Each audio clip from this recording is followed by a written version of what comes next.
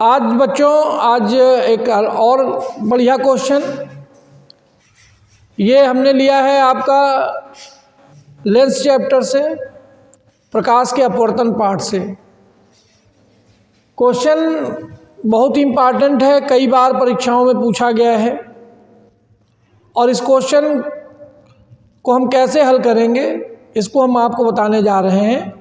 सबसे पहले तो एक महत्वपूर्ण बात आप जान लीजिए कि जितने भी लाइट के क्वेश्चन हैं उसमें अगर किरण आरेख बन रहा है तो उसमें किरणों को बनाना ना भूलें, किरणें जरूर बनाएं। अब ये प्रश्न है, ये भी इम्पॉर्टेंट प्रश्न लगाइए, इम्पॉर्टेंट 2024 क्वेश्चन है, किसी गोलीय पृष्ठ के लिए अपवर्तन का सूत्र लिखिए और इस सूत्र की सहायता से लेंस के अपवर्तन का व्यंजक स्थापित कीजिए या लेंस के फोकस दूरी का सूत्र स्थापित कीजिए। ये प्रश्न आएगा। तो गोलीय पृष्ठ के अपवर्तन का सूत्र है क्या? यदि कोई वस्तु किसी गोलीय पृष्ठ से u दूरी पर रखी हो और उसका प्रतिबिंब v दूरी पर बन रहा हो, गोलीय पृष्ठ की वक्रता त्रिज्या r हो, तो गोलीय पृष्ठ के अपवर्तन का सूत्र होगा गोलीय पृष्ठ के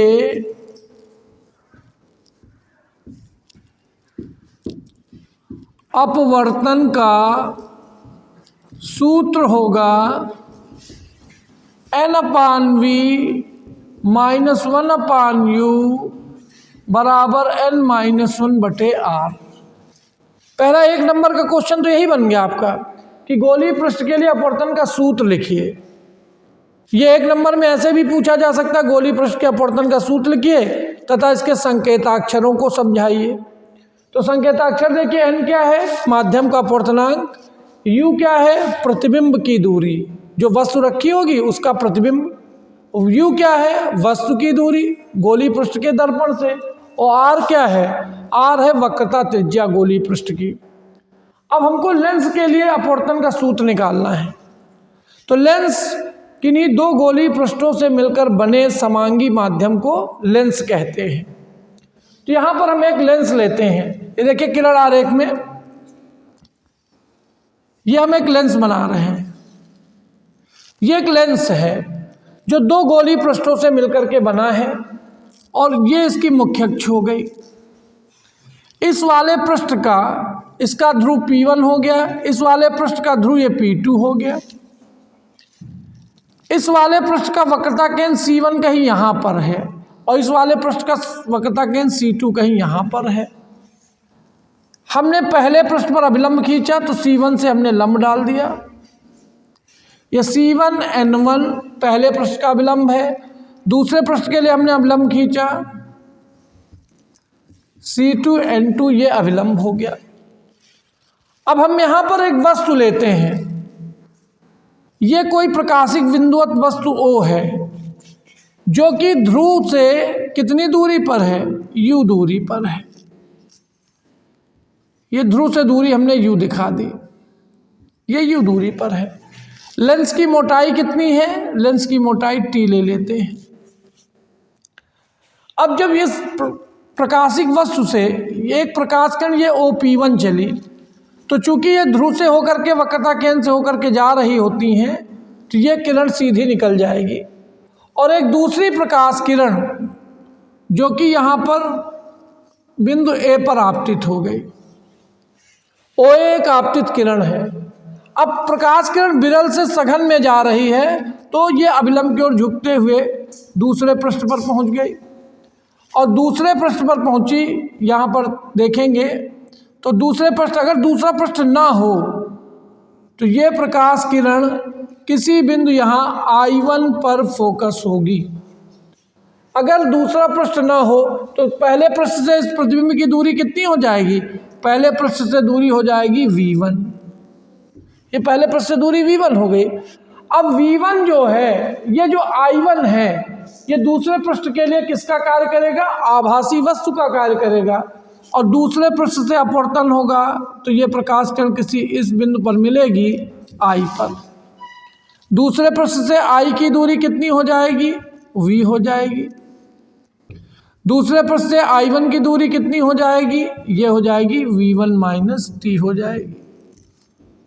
ये आपका चित्र बन के तैयार हो गया। ये किरणें हमने बना दी हैं। ये आपके वस्तुओं का वास्तविक प्रतिबिंब लेंस द्वारा कहाँ बन रहा है, I पर बन रहा है। अब पहले पृष्ठ के लिए, अब अगर हम पहले पृष्ठ के लिए देखें तो पहले पृष्ठ का वक्रता केंद्र P1C1 R1 होगा, दूसरे पृष्ठ के लिए वक्रता केंद्र P2C2 R2 होगा। तो पहले पृष्ठ के लिए, पहले पृष्ठ के लिए गोलीय पृष्ठ के अपवर्तन के सूत्र से, तो पहले पृष्ठ के लिए प्रकाश किरण कहाँ जा रही, विरल से सघन में जा रही है। तो अपवर्तनांक जो दिया जाता है वो विरल से सघन के लिए, तो n अपान प्रतिबिंब की दूरी पहले पृष्ठ से v1 है, -1 upon u is equal to n-1/r1। ये पहला भाग हो गया। I1 दूसरे पृष्ठ के लिए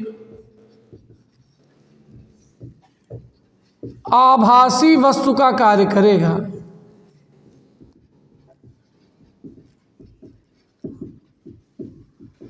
कार्य करेगा, इसलिए दूसरे पृष्ठ के लिए चले तो पहला पृष्ठ में प्रकाश किरण विरल से सघन में गई, लेकिन दूसरे पृष्ठ में प्रकाश किरण सघन से विरल में जाएगी। तो प्रकाश की उत्क्रमणीयता का सिद्धांत हम लोगों ने पढ़ रखा था, ANG बराबर क्या पढ़ रखा था, 1/GNA। यानी प्रकाश किरण जिस मार्ग से होकर जा सकती है, प्रकाश वायु से कांच में जाएगी, तो उसका उल्टा भी हो सकता है, वायु से कांच या कांच से वायु में भी आ सकती है। ये उत्क्रमणीयता का सिद्धांत है। तो यहाँ पर ANG बराबर 1/GNA बराबर 1/n। तो यहाँ पर हम लोग अपवर्तनांक की जगह पे क्या लिखेंगे, 1/n लिख देंगे। 1/n अपान प्रतिबिंब की दूरी v माइनस 1/, अब I1 आभासी वस्तु का कार्य करेगा, तो I1 की द्वितीय ध्रुव से दूरी कितनी है, v1 माइनस t। तो v1 माइनस t बराबर 1/n-1/r2। n से गुणा कर दीजिए, तो 1/v minus n/v1 minus t बराबर 1-n/r2। चूंकि v1 much greater than t, v1 जो है t से बहुत बड़ा है, इसलिए v1 माइनस t लगभग बराबर किसके हो जाएगा, v1 के। वैल्यू पुट कर दोगे, 1/v माइनस n/v1 बराबर 1-n/n2। समीकरण 2, समीकरण 1 व 2 को जोड़ने पर, जोड़ दीजिए, 1 और 2 को जोड़ दीजिए आप, तो यहाँ पर क्या आ जाएगा, जोड़ रहे हैं भाई हम यहाँ पे, तो 1/n/v1 minus 1/u plus 1/v minus n/v1 बराबर n-1/r1 प्लस 1-n/r2। n/v1 से n/v1 कट गया, 1/v माइनस 1/u बराबर n-1 common 1/r1 minus 1/r2। यही आपके लेंस मेकर का फार्मूला बन जाएगा।